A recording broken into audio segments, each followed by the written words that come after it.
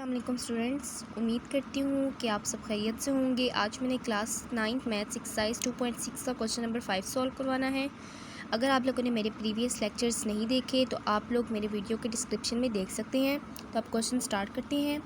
First है हमारे पास calculate number A है। ए मेरे पास है जेड बार, बी है मेरे पास Z plus Z bar, C है मेरे पास Z minus Z bar, D है मेरे पास Z multiply with Z bar for each of the following. यानी हमें ये पार्ट दिया हुआ है, इसको हमने इन चारों तरीके से सॉल्व करना है। फर्स्ट हम लोग लगाते हैं ए फिर सबसे पहले हम लोग क्या लेना है, जेड बार लेना है। जेड बार जब मैं लूँगी माइनस आयोटा का तो वो प्लस आयोटा में कन्वर्ट हो जाएगा।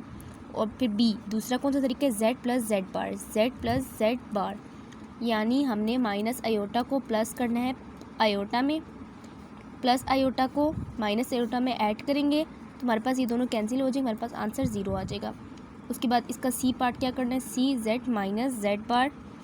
जेड हमारे पास क्या है, जेड हमारे पास है माइनस आयोटा, क्वेश्चन में गिवन है हमें माइनस आयोटा और माइनस जेड बार। माइनस जेड बार का क्या मतलब है, जेड बार हम लोग लेंगे, जेड बार हमारे पास लेके क्या है पॉजिटिव आयोटा, यानी आयोटा है, उसको माइनस करेंगे आयोटा से, मेरे पास यहाँ पे क्या आ जाएगा 2 आयोटा। तो यही मेरा आंसर है। उस पर डी है मेरे पार्ट, डी पार्ट है मेरे पास Z multiply with Z bar. Z हमारे पास है माइनस आयोटा और जेड बार क्या है पॉजिटिव आयोटा। ये दोनों जब मल्टीप्लाई होंगे तो हमारे पास ये आ जाएगा minus iota square. Iota square की वैल्यू लगाएंगे -1 तो हमारे पास आंसर क्या आ जाएगा +1। तो स्टूडेंट्स इसी चारों तरीके से हम लोगों ने करना था और यही हमारा आंसर है और ये करेक्ट है। अब मैं आप लोगों को सेकंड इसका पार्ट बताती हूँ। फर्स्ट पार्ट हम लोगों ने कर लिया, Z equal to minus iota.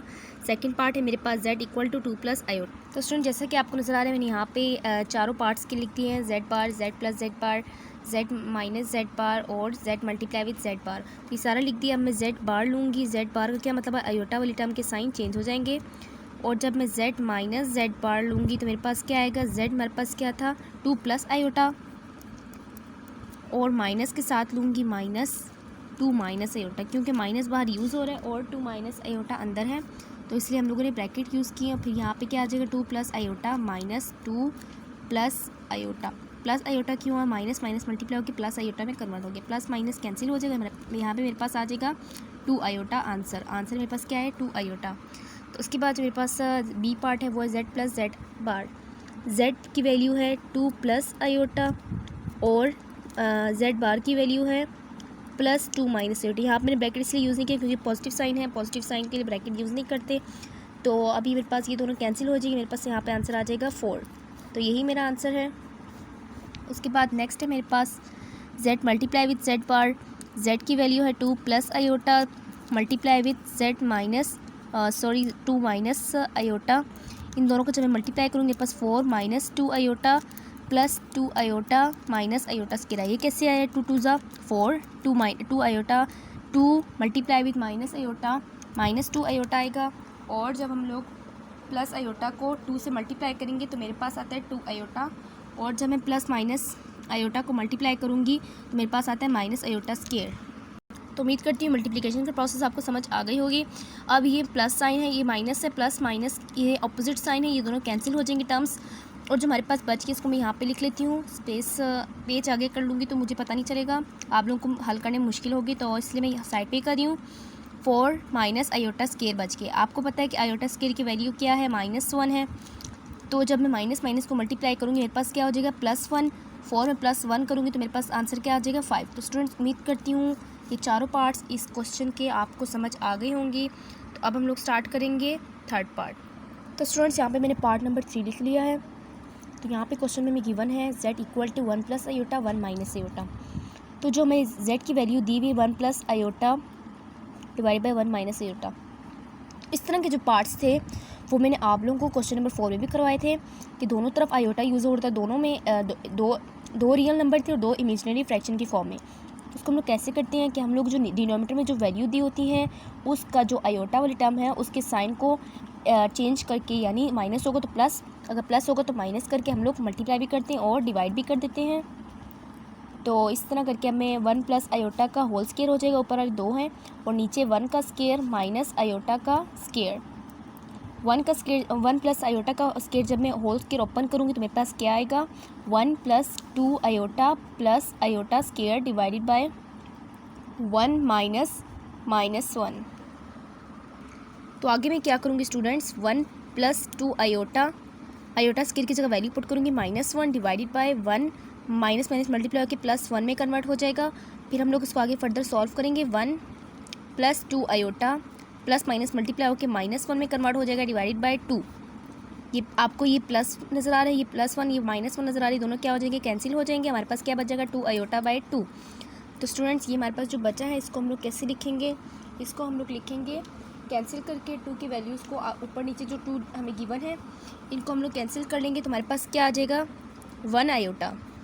तो उसको हम लोग कैसे लिख सकते हैं, 0 + 1 आयोटा, ऐसे भी लिख सकते हैं क्योंकि रियल नंबर कोई भी नहीं है तो इट मीन्स हम लोग इसकी जगह 0 लगा सकते हैं। तो स्टूडेंट्स अब जो हमारे पास जो वैल्यू निकली है 0 + 1 आयोटा, इसको हम लोग को चारों फॉर्म से करना है, z से भी, z बार से, z + z बार से, z - z बार और z × z बार, इसमें पुट करके हम लोग सॉल्व करेंगे।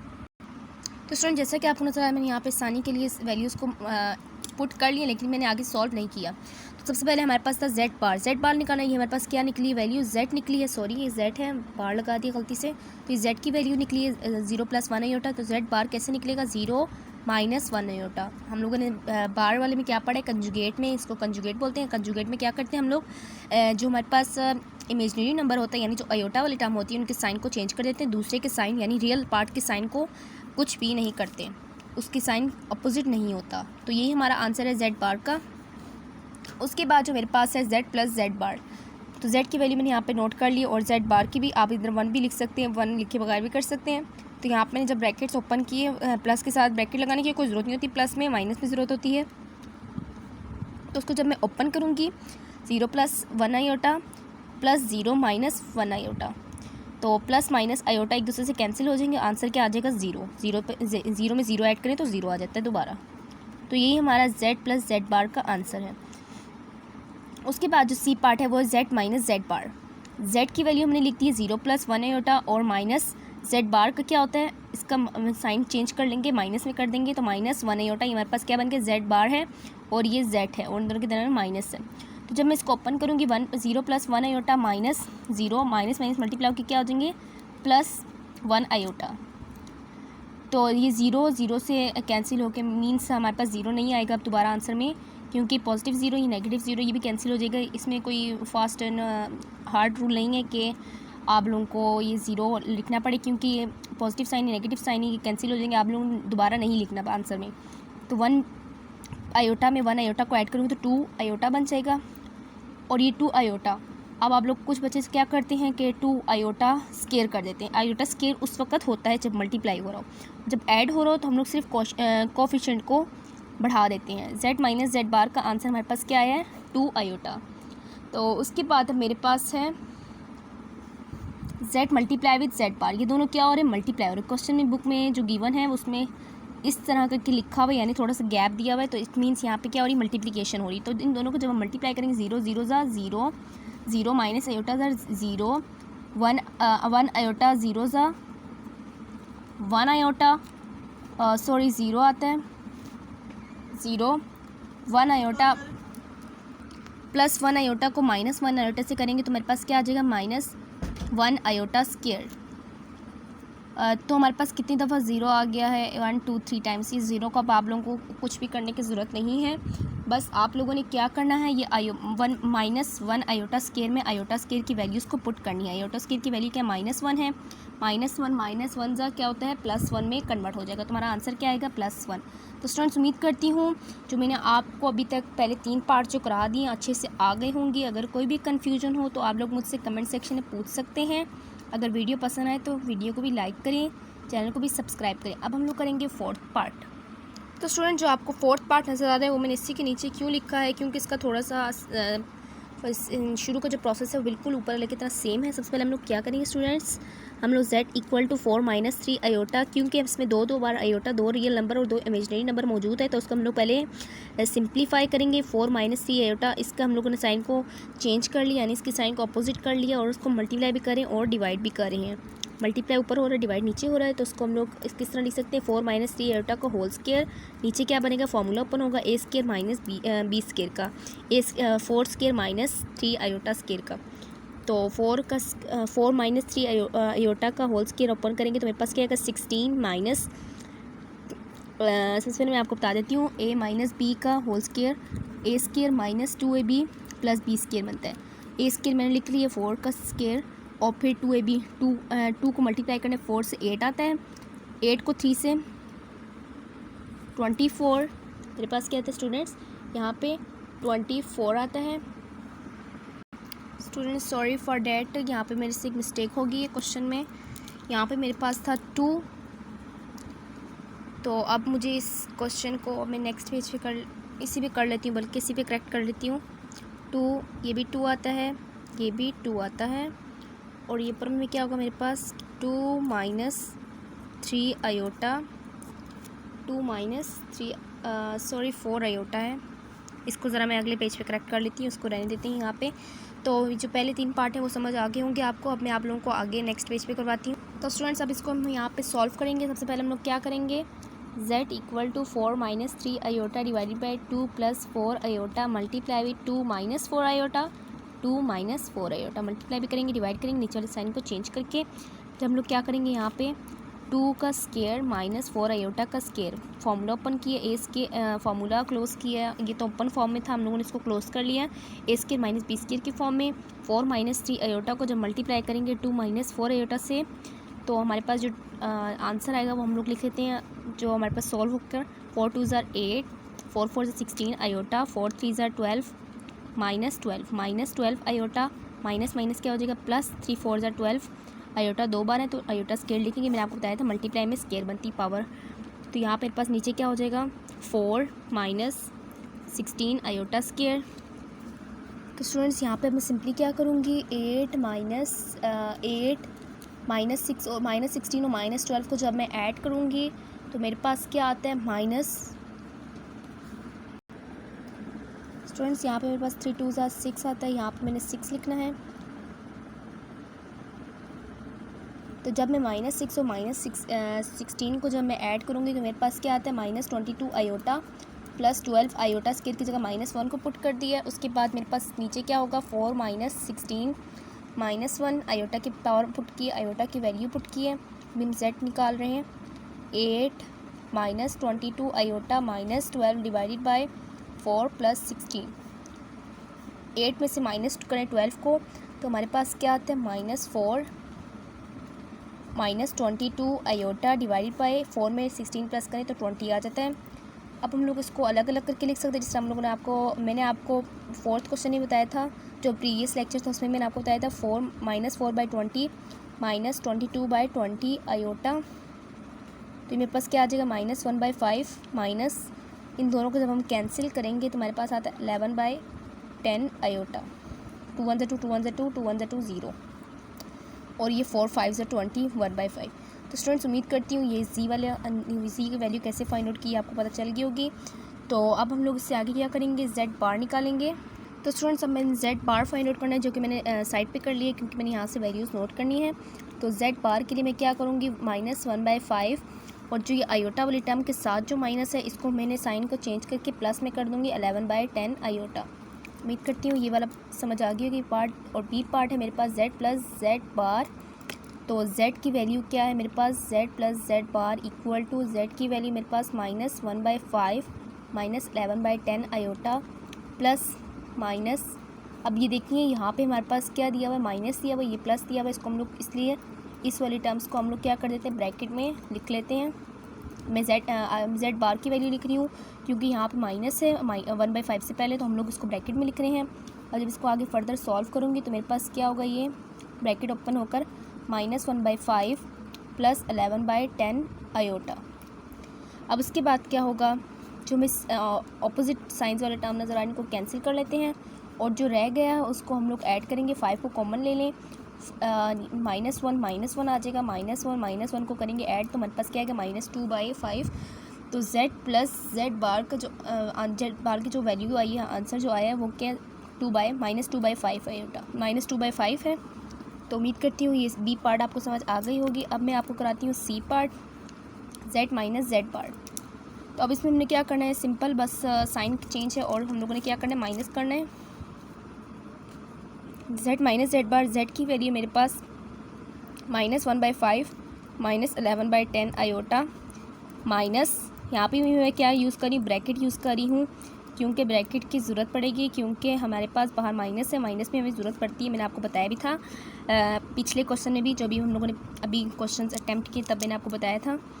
तो ये मेरे पास -1/5 -11/10 आयोटा माइनस माइनस क्या हो जाएगा, मल्टीप्लाई होकर +1/5 माइनस प्लस -11/10 आयोटा। तो जो अपोजिट साइन वाले उनको कैंसिल कर लेते हैं। ऊपर में -11/10 और +11/10 आयोटा कैंसिल हुई, तो नीचे ये 1/5 वाले हो रहे हैं। तो अब ये मेरे पास रहेगी -11/10 आयोटा -11/10 आयोटा। तो इनका जब हम एलसीएम लेंगे नीचे वाली डिनोमिनेटर का, तो एलसीएम लेके सॉरी मेरे पास 10 ही आता है, क्योंकि दोनों सेम टर्म हैं। तो ऊपर क्या होगा, -11 आयोटा, इन दोनों को जब हम लोग ऐड करेंगे तो मेरे पास क्या आता है, -22 आयोटा बाय 10। -22 आयोटा बाय 10 को जब मैं कैंसिल करने की कोशिश करती हूँ तो मेरे पास क्या आएगा, -11/5, क्योंकि माइनस ही पहले का यूज़ हुआ है तो इसको आंसर के साथ हम लोग लिखेंगे। -11/5 आयोटा हमारे पास आंसर आ गया। ये आपको नज़र आ रहा होगा, इसको मैं ज़रा किसी और पेन से लिख लेती हूँ। तो ये देखिए, ये मेरा आंसर आ गया, और इसका जो आंसर था वो ये है, और जो इसका जो आंसर है वो ये है। z + z बार की जो वैल्यू आई है वो ये है। तो उम्मीद करती हूँ ये पार्ट आपको समझ आ गया होगा। अब मैं आप लोगों को इसका डी पार्ट कराऊंगी, जो कि है z × z बार। इसको मैं अपने नेक्स्ट पेज पे कराऊंगी आप लोगों को। तो स्टूडेंट्स, यहाँ पे मैं अब z × z बार करवाने लगी हूँ, जो कि मैंने यहाँ पे z की वैल्यू भी लिख ली है और z बार की भी वैल्यू लिख ली है। अब मैं सिंपली क्या करूँगी, इनको मल्टीप्लाई करूँगी। मल्टीप्लाई करने का प्रोसेस जिससे आप लोगों ने पिछले क्वेश्चन में किया बिल्कुल वैसे ही है, लेकिन अब आप लोगों को यहाँ पे नज़र आ रहा होगा ये वाली टर्म भी सेम है, ये वाली टर्म भी सेम है, ये वाली टर्म भी सेम है और ये भी सेम है, बस दरमियान में साइंस का फ़र्क है। तो ये आपको a - b iota, a - b और a + b के फॉर्म में नज़र आ रहा होगा। इसको हम लोग क्या कर लेंगे, a² - b² के फॉर्मूले में के तौर पर क्लोज कर लेंगे। ये क्या बनेगा, -1/5 का स्क्वायर -11/10 का 10 आयोटा का होल स्क्वायर। तो जब हम लोग इसको ओपन करेंगे तो मेरे पास क्या बनेगा, 1/25 -11 का स्क्वायर जब लेंगे तो 121 बनेगा, और ये 100 आ जाएगा। 10 का स्क्वायर आयोटा की पावर भी स्क्वायर आएगी। तो इसको जब हम लोग आगे फर्दर सॉल्व करेंगे, फर्दर सॉल्व करने पे हमारे पास क्या आएगा, हम लोग सीधा नीचे एलसीएम लेंगे। एलसीएम लेने से पहले हम लोग क्या करेंगे, आयोटा स्क्वायर की वैल्यू भी पुट कर लेते हैं। -121/100 आयोटा स्क्वायर की वैल्यू -1 माइनस से मल्टीप्लाई होकर किस में कन्वर्ट हो जाएगा, 1/25 प्लस में कन्वर्ट हो जाएगा 121/100। अब हम लोग क्या करेंगे, नीचे वाली वैल्यूज़ का एलसीएम लेंगे। एलसीएम लेने पे हमारे पास दोबारा क्या आ जाएगा, 100 आ जाएगा। ये 25 कितनी टाइम्स 100 होता है, 4 टाइम्स होता है, ये आप लोगों को पता होगा। और 121 ऐसे ही आ जाएगा। 100 कितना सर 100 होता है 1 को जब हमने 121 से मल्टीप्लाई किया तो हमारे पास अगेन 121 आ गया। 121 में जब मैं 4 को प्लस करूँगी तो मेरे पास आएगा 125/100, और जब मैं 125/100 को कैंसिल करूँगी तो मेरे पास कैसे बनेगा, 5 के टेबल से कैंसिल कर रही थी। 5 × 2 = 10, 5 × 5 = 25, 5 × 2 = 10 0, 5 × 5 = 25, 5 × 4 = 20। इससे आगे हमारे पास और फर्दर कटिंग नहीं होती, क्योंकि एक ऑड और एक इवन आ गया। तो यही हमारा आंसर है 5/4। तो स्टूडेंट्स, उम्मीद करती हूँ ये आपको क्वेश्चन चारों के चारों पार्ट आपको समझ आ गए होंगे विद 4 वेज। इनके 4 तरीके दिए हुए थे, इन चारों तरीके से आप लोगों को ये चारों पार्ट समझ आ गए होंगे क्वेश्चन नंबर 5 के। तो अगर आपको ये वीडियो पसंद आए तो इसको लाइक करें और कमेंट भी करें। अगर आपको कोई भी सवाल हो, कोई भी कन्फ्यूजन हो तो आप लोग मुझसे पूछ सकते हैं, और दूसरों के साथ भी शेयर करें। Thanks for watching. अल्लाह हाफिज़।